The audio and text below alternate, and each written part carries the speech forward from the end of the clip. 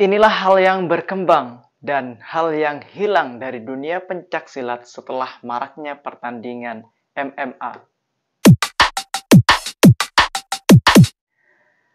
Segala hal yang terjadi tentunya akan memiliki dampak, baik dampak yang positif maupun dampak yang negatif, termasuk juga terkait dengan maraknya pertandingan MMA yang berdampak terhadap perkembangan maupun penurunan terhadap nilai-nilai yang ada di dunia pencaksilat. Berikut ini adalah beberapa ulasan tentang dampak positif dan dampak negatif bagi dunia pencaksilat setelah adanya pertandingan MMA. Pertama yang akan kita ulas adalah sisi positifnya setelah adanya pertandingan MMA terhadap perkembangan di dunia pencaksilat.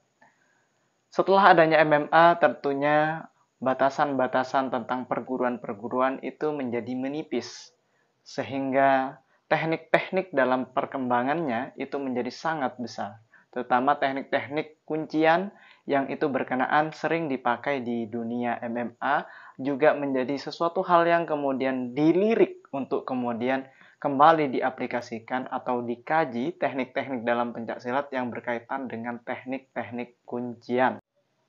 Tak hanya sekedar teori dalam perspektif teknik saja, akan tetapi ketika kemudian dipelajari dan kemudian dilatih secara kontinu, kemudian ada pembuktian yang bisa dilaksanakan dari berbagai pihak. Artinya, pengaplikasian efektif atau tidaknya teknik yang diajarkan, baik itu teknik kuncian maupun teknik bela diri, tolak ukurnya menjadi lebih luas. Prakteknya akan lebih luas lagi karena tidak hanya dalam satu ruangan atau dalam satu perguruan saja pengaplikasiannya. Akan tetapi pengaplikasian atau uji coba hasil efektivitas daripada teknik tersebut menjadi lebih luas.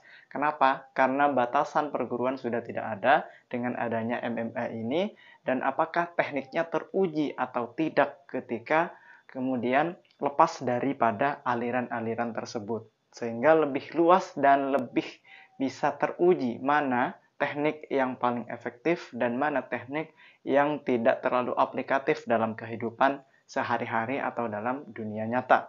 Karena batasan perguruan sudah menipis bahkan menghilang di MMA, maka kemudian akan timbul serangan-serangan baru atau kemudian bela diri baru yang sebelumnya tidak ada dalam perguruan-perguruan yang berkembang di pencaksilat, menjadi adanya tambahan-tambahan.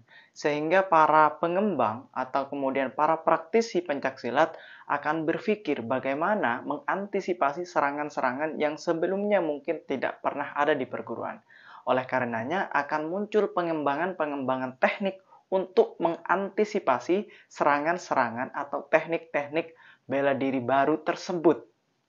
Sehingga titik poinnya nanti di kesimpulannya akan memunculkan teknik baru yang kemudian berangkat atau berasal untuk mengantisipasi serangan-serangan bela diri ataupun kuncian-kuncian bela diri yang ada di MMA tersebut.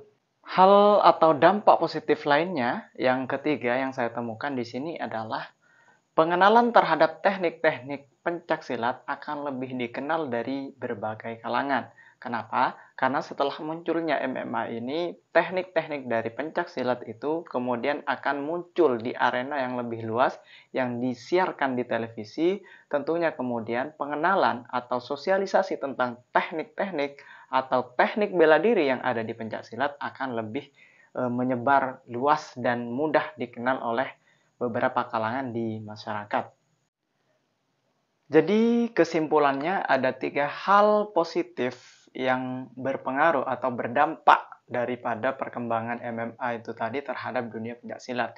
Yang pertama adalah pengujian teknik daripada teknik bela diri pencaksilat itu akan semakin bisa dibuktikan atau tidak daripada teknik yang diajarkan di pencaksilat.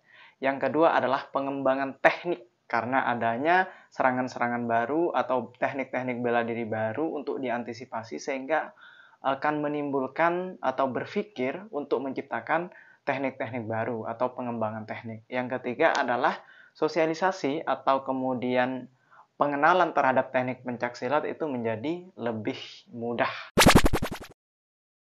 Berikutnya adalah hal-hal yang hilang atau terdegradasi, mungkin tidak hilang, tetapi kemudian mengalami degradasi atau penurunan dari dunia pencaksilat atau dampak secara masif terhadap masyarakat pasca adanya atau maraknya pertandingan MMA ini. Pertama, hal yang hilang tersebut adalah dari sisi adat ketimuran yang berupa adalah etika dan tingkah laku dalam proses pertandingan.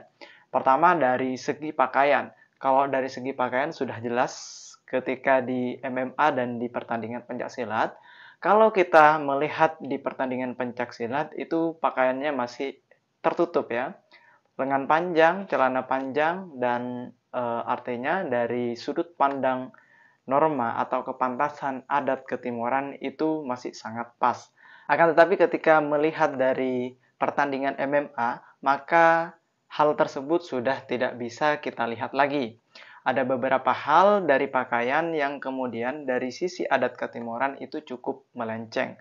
Artinya, menurut ukuran standar kesopanan adat timur, khususnya di Indonesia, itu kurang pas. Kenapa? Hanya karena ya cuma pakai kolor saja di wilayah terbuka ya, yang bisa dilihat dan diakses oleh siapapun, dan juga mungkin tampilan dari para aparat pertandingannya sudah kemudian seksi-seksi ya. Itu dari hal yang hilang atau yang terdegradasi dari dunia pencaksilat pasca adanya MMA.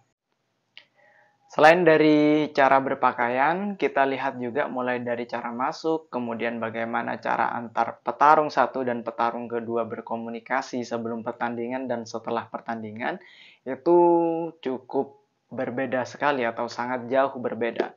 Kalau kita di pertandingan pencaksilat, maka masuknya saja mungkin dengan hormat seperti ini, kemudian tidak mungkin belum ditemukan adegan-adegan yang kemudian menunjukkan kesombongan yang luar biasa gitu.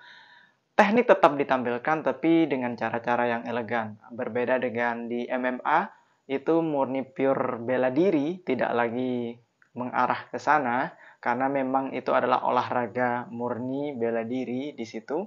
Sehingga hal-hal yang seperti itu tidak diperhatikan sedemikian rupa. Pada kesimpulannya, terkait dengan hal yang terdegradasi setelah munculnya MMA di dunia pencaksilat, itu adalah nilai yang kemudian semakin berkurang atau ada beberapa nilai-nilai yang diperjuangkan di pencaksilat itu menghilang di MMA. Itulah pada kesimpulannya. Itulah beberapa ulasan terkait beberapa hal yang berkembang dalam dunia pencaksilat pasca adanya MMA dan apa yang terdegradasi dari dunia pencaksilat pasca adanya MMA. Tentunya ada masih banyak faktor-faktor atau hal-hal yang berkembang dan terdegradasi lainnya, namun yang bisa saya sampaikan berkenaan dengan waktu yang terbatas hanya itu saja yang sudah disampaikan sebelumnya.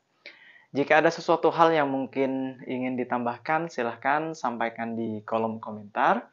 Kurang lebihnya, mohon maaf dan terima kasih yang sebanyak-banyaknya.